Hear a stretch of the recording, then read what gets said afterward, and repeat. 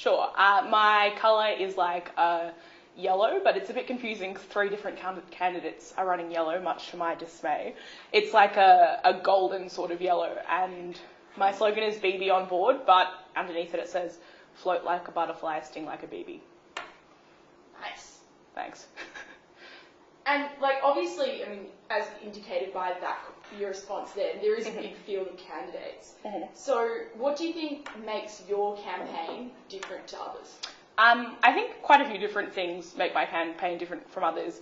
Fundamentally, I think with my policies, most of them are geared towards a specific platform, insofar as like most of my campaigns are quite left-wing, and that I'm pushing for a more progressive union and one that's more transparent and more accountable. I'm not really running any, or at least I don't think, any specifically kind of more populist policies that focus on just having more parties without kind of explaining how that would fit into sort of the metric of the union. That's because I think that in the union elections, people often talk about the fact that they are the best candidate objectively for everyone, and there's kind of an underlying idea that it is possible to be the best candidate for all students. I don't believe that that's true at all. I think that each candidate represents a specific policy platform, and that people should vote on which policy platform best aligns with their own beliefs, and I don't think that there is like an objective best candidate in that way. So I think that running on those specific issues means that my campaign is specifically appropriate for people who agree with those specific ideas. Okay, that's interesting. And, like, in line with that, what other candidates do you think you identify most with then? I think in terms of the policies that I've read based on the candidate booklet, I think some of the ideas by Pat Ward are also quite aligned with mine. I've spoken to him personally about his ideas about the accountability of the union, in particular making sure there's more student control for the directors within the organisation. And so that's something which I think we both see eye to eye on. In terms of other candidates, I think Eve's policies are actually really quite good. I don't know Eve that well, but after reading the candidate booklet, I think that we do have some similar ideas about the role of women in the union and how the union can be used to promote those specific interests, particularly in terms of like the women's room and my policy about running a sex and consent week. Cool. And when you look at the current union board, obviously a lot of your policies are geared towards things like transparency. What do you think is the biggest failing of the current union? I think the biggest failing of the current union is exactly to do with transparency. There are about 6 things that I have a problem with. I hope that that's the right number. But firstly, there's a problem in that until last week, the minutes from the November the minutes that were posted online of union board meetings only existed to November 2012. That was only redressed last week. So that is like a massive amount of meetings that particular board directors have attended that haven't been posted online, which is problematic because we are a members-based organisation and we should be responsible to the members that elect those students who serve on the board. More specifically, at the moment, there are absolutely no restrictions in terms of what people can do to move a motion in camera. So what that means is that all you need is a bare majority of board directors to put a motion in camera, which means obviously they're not recorded in the minutes. That's problematic because when someone votes for someone based on a specific policy platform, or whether that policy platform is also something which is like very apolitical, but that person ends up voting politically once they're elected to board, those people don't see what the person who's running on a specific platform actually means when they're voting on the board, and I think that's a really big problem. Like, I understand that some motions should be moved in camera, but specifically these are the ones that, pertain to like fiduciary interests of contracts that the union's engaged with. It doesn't mean just putting sensitive issues that specific board directors wouldn't like to be published not online for that reason, and that's why I think that we should have a more stringent metric to decide which things actually go in camera. Yep. And then aside from that, at the moment, even if you go to a members meeting, a lot of the time the board approves specific reports from marketing or from whoever, but the people in the meeting are never given access to those reports, were never given, obviously if there were specific reasons why we couldn't be given them, that's a different story, but it's never justified at the moment as to why something should be made not public, whereas I think that everything that the union decides to be made not public should be given a reason for that, not the other way around. Okay. And what do you think, just like one example for me, what do you think the biggest achievement of the current board is? The biggest achievement of the current board? I think that the current board has done a lot of good things. At the last meeting in particular, I think the social responsibility policy in terms of stopping our investments in like Fairfax Media and coal and the military and stuff, I think that while that policy hasn't been finalised, I think a lot of important progressive policies like that have been brought forward, and I think that that's a really good policy in the way that the union should be moving. Great, okay. And the final question I have for you at the moment is, if you win, who would you vote for USU President? Look, it really depends on who runs for president. I don't think that that is any way set, but I would vote for the person who is most aligned with the values that I run on in terms of my platform. So I would be voting for, in all likelihood, the most left-wing candidate who decides to run for president. Right, but assuming that all board members... So assuming every board member ran for president. Yeah. If every board member ran for president, I would vote for Tom Raue because he is the most left-wing person on board in that year level. Okay, great. Yeah. Do you have a follow-up there? Sure. So let's turn to your policies in particular. One of your policies, obviously, that you've already mentioned is to increase the transparency of the board and its meetings right now. You've told us why that's important because it makes the board more accountable to its members. But a couple of really specific issues there about that transparency policy. So last year, as part of the editorial team of Honi Soit, you were involved in a decision to publish the email by then USU President Sibella Matthews. The USU claimed that was a breach of confidentiality and obviously that it wasn't in the best interests of the union and threatened to sue Honi. Considering your policy is to increase the accountability and transparency of the union, would you leak information about the union that is perhaps not in the best interests of that union? No, I would never leak information because you have to sign a specific document which says that you will always act in the best fiduciary interests of the union. In that specific role last year, I was acting in my capacity as an Honi Soit editor, where you do want to have as much information as possible all the time. Obviously, I would have different interests were I a union board director, and I would make my decisions aligned with those interests. Does that make sense? So while I want the union to be more transparent, obviously I wouldn't divulge or leak information that went beyond what I thought beyond what is legally allowed to be given out from the union. The reason why that specific document couldn't, that the union didn't want it to be published was because it was earmarked confidential. I would never give a document out that was earmarked confidential.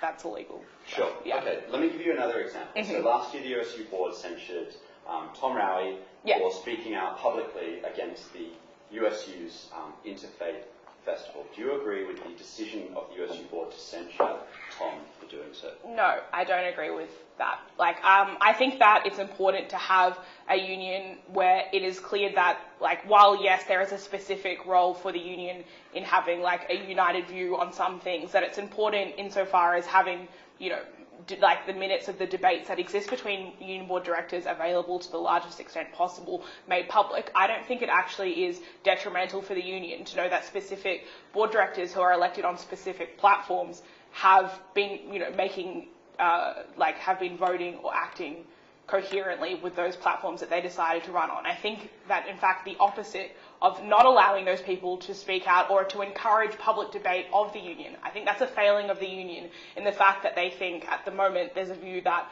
any debate is going to lead to the union being worse off. I don't think that's true. I think members should engage in a more active discourse about the policies that the union runs.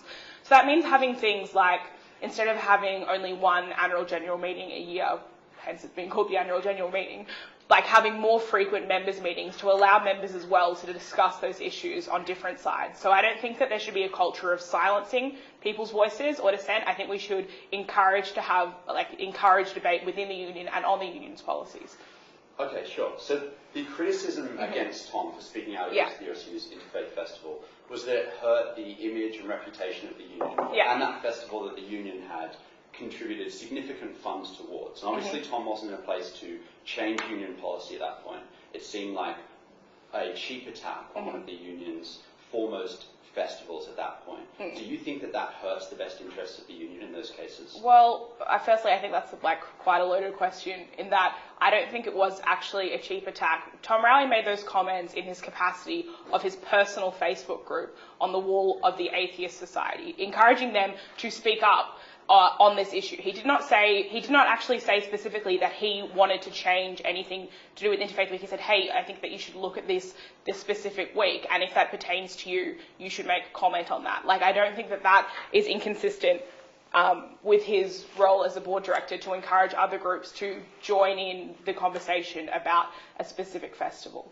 Okay, sure. Like, in the same way that if Sex and Consent Week was run, for example, I wouldn't think it would be fair for people that, for example, like for a Live Choices group, for example, to speak out against that if that was within what they believed to be true or false. Like, I don't think that there is this idea of a unified student bloc on what is a good and a bad festival, and I think we should encourage debate within that.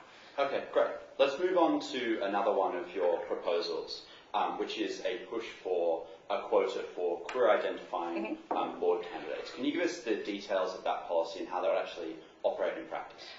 Okay, so the reason why there is a specific policy for queer affirmative action is because at the moment the board has a specific folio called the queer portfolio, which has to be filled every year by a queer identifying person. So it's an autonomous position on board for someone who is queer who is elected. The problem at the moment is that if no one queer identifying is elected, no one can then fill that position autonomously, and that position then falls to the honorary secretary to fill. I think it's problematic when the queer director has a say on things such as autonomy within the queer collective and stuff like that, and being able to attend those meetings and engage with those people that do use the queer space. It's a union space.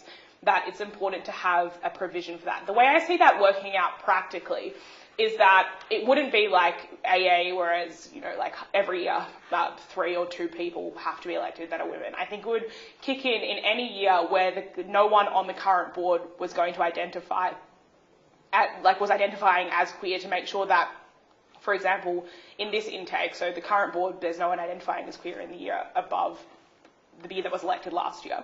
So this year, one person at least would have to be elected that was queer identifying, and then the next year that wouldn't come into play because that person would still be able to take over that portfolio.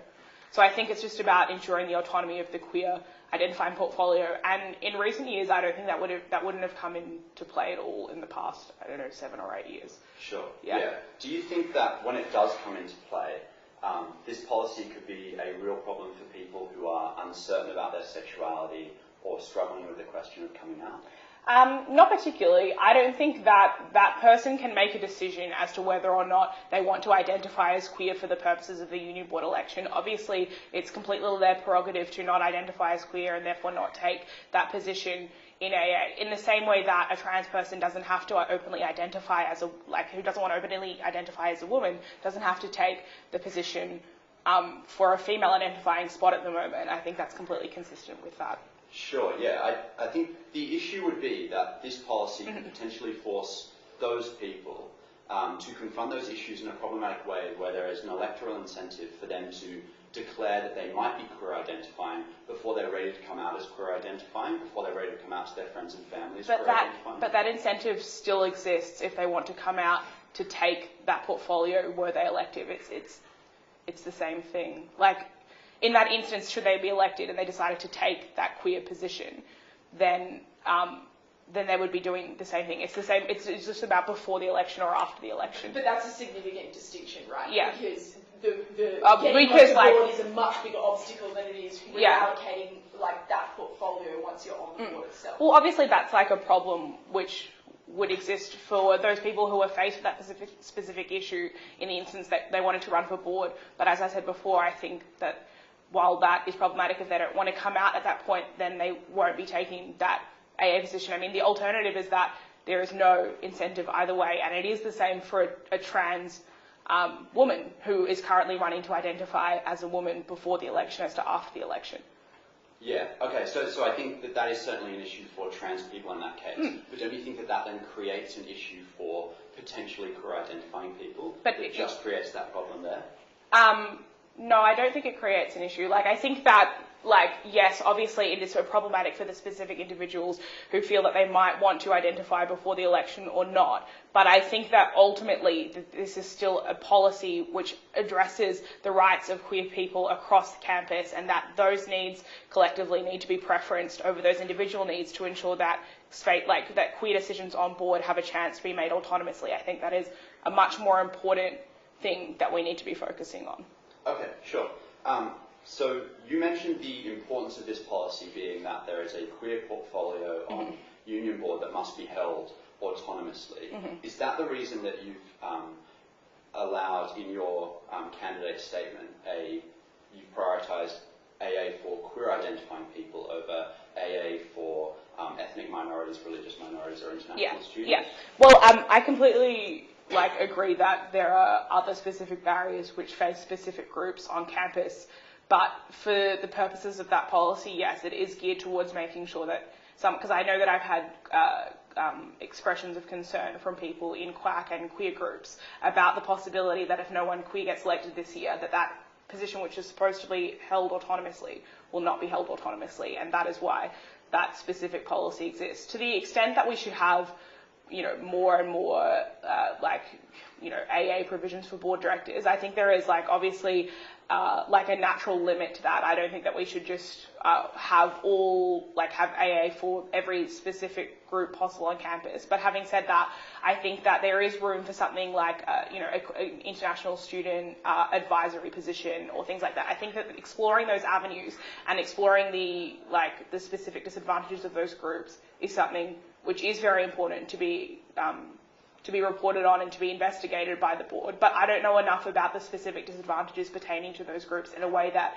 I could easily kind of put in an arbitrary order before I was to run for board to be able to say what the best outcome would be for those groups. Of course. Another one of these candidates in the USU board election has proposed that there be an AA position for international students. Yeah. They're increasing in numbers around the university who face all kinds of injustices and blocks and extra expenses for them being a student. Do you not think that their issues deserve to be addressed as much as queer issues? Oh yeah, I completely agree that those issues also need to be addressed.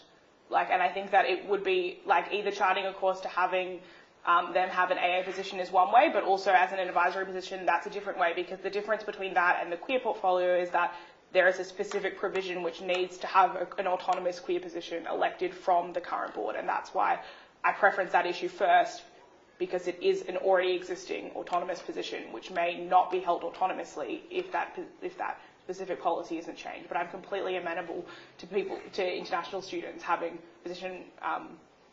having their own position on council as well. Great. Okay, let's move on to the negotiations that are currently undergoing between the USU and the university over how to delegate SSAF funds. So the USU has pursued a conciliatory approach to negotiations over those SSAF funds with the university. Do you believe that that's the right approach for the USU to be taking? Yeah, look, I think that the most important thing in the SSAF negotiations is that the specific groups who are representative of student-run organisations, that is the Cumberland Students Guild, SUPRA, the USU and the SRC, the time that they've made the most gains has been when they've worked collaboratively together against the university in order to get those funds distributed.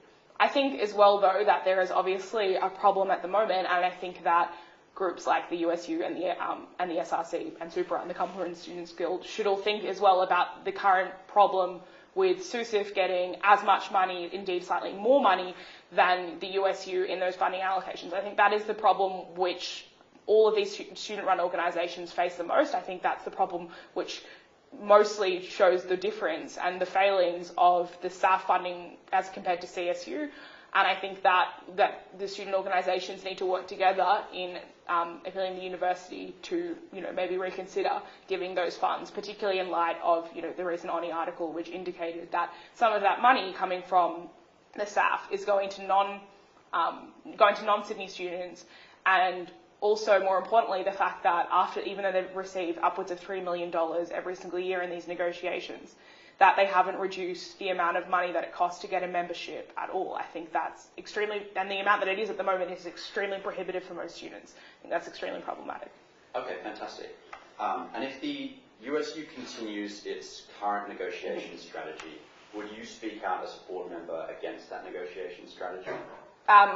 Into what I think that it is consistent with the current USU Board negotiation strategy in terms of devising like a plan for an appropriate strategy. That would be decided collaboratively with the board, whoever that board would be. Sure. And if you disagreed with the strategy that the board took, say that strategy changed next year or the year after, would you speak out against that strategy? I would speak out in the discussions about which strategy we should be using. Like, I'm not going to speak out, within the specific organisation, I would discuss what I believe to be the best tactic. But obviously, the position that the board takes on that issue will be defined by the aggregate, opinions of everyone who is elected to board, because that is the most democratic way to proceed. Okay. So with the USU's Interfaith Festival, you said that it was okay to speak out against those kind of events because we should be encouraging discussion, or invite opposition groups to speak out against that, as Tom Raue did.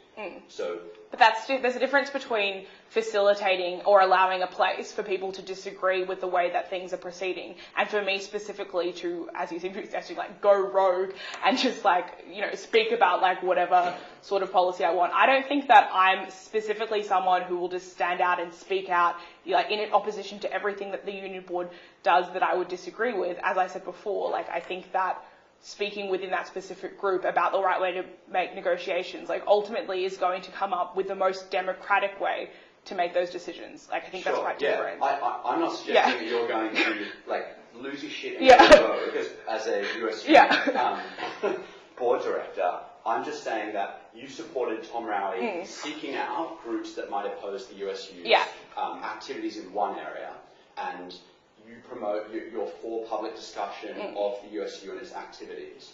Why is the negotiation a different area that you wouldn't feel so comfortable disagreeing in public about the USU's position? Because there's a specific, the reason why they didn't want Interfaith Week to be spoken out about against was because they believed that the union was going to lose funding for having all these different voices calling out for different reasons. I disagree with that premise. I don't think that dissent to Interfaith Week necessarily undermines the commercial sustainability or position of the USU. I don't think that people disagreeing with certain programs that the union runs is problematic to the running of the USU. I do think that when a group of board directors go into a specific negotiation and throw each other under the bus in those negotiations and don't, portray a united front in that specific instance, I think that's a very different situation to the one you outlined with Tom with Union Board. Also, as I said before, because that was, he didn't even speak out against that himself. He posted the event about the discussion to the Atheist Society. I think that they're two very different things, and I think there are very different strategic reasons why you would have to, act collaboratively with the board in making negotiations. Does that make sense? Yes. Yeah, sure. Yeah. Quick follow-up on that negotiation stuff, which is just to say that, Tom sought out opposition and said, I think you guys should be protesting this or boycotting this to the Atheist Society about USU's Interfaith Week, which, although he didn't publicly disagree with it, he suggested that it was very, very reasonable and probably advisable to publicly disagree with the USU's Interfaith program. Why is it that negotiations are so different to that? Give me one or two clear reasons what the actual difference between that is, and the obligations upon board members to agree or disagree with board policy in those two areas. I think I just explained them, but I'll try and explain them again. The reason is because with the SSAF negotiations, that is a specific financial negotiation where you have to present a united front on, we're all acting in it. I think it is fair to say that it is in the best interests of all students for student organisations to get more money. That is something which is demonstrably true by the constitution of the USU and the way that it operates. That's different to whether or not, an atheist society was given an equal footing in discussions surrounding Interfaith Week, and whether or not it was fair that they were excluded from the interfaith discourse. Different students will agree with different parts of that specific policy. That's why it is fundamentally different when someone enters a negotiations, when you know that you are negotiating on behalf of all students in order to secure a specific amount of money for the union or for the USU to present a united front in that room with negotiations like, I don't know. Yeah. Okay, yeah, sure, that's totally clear. So final area of question, which is, you've been, as a candidate, pre-selected by the Grassroots faction on campus. Is that true? Okay, yes, I'm a part of Grassroots. Calling Grassroots a pre-selection is quite funny. Like, that's not how Grassroots operates. Grassroots is a consensus-based activist organisation on campus. Is there a second half of the question? Because I can just explain this to start with. Okay, so... I decided to run on my own merits, completely separate to Grassroots. Grassroots is an organisation which, I'm in their caucus. I, do specific things to do with activist things on campus within Grassroots. For a Grassroots candidate to run, you don't get pre-selected. Like, there is just consensus given in the room and complete autonomy given to individuals over whether or not they want to work on your campaign or another campaign or not support your campaign. It's in no way a pre-selection.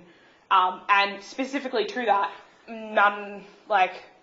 most of my campaign team and a lot of my campaigners are not in Grassroots. Having said that, yes, I am supported by Grassroots because I have policies which broadly align with their vision for the union and my own vision, and that's why I'm in that specific organisation. Sure, okay, cool. So Grassroots is, or at least two Grassroots members are running this year, you and Pat Ward. Yeah.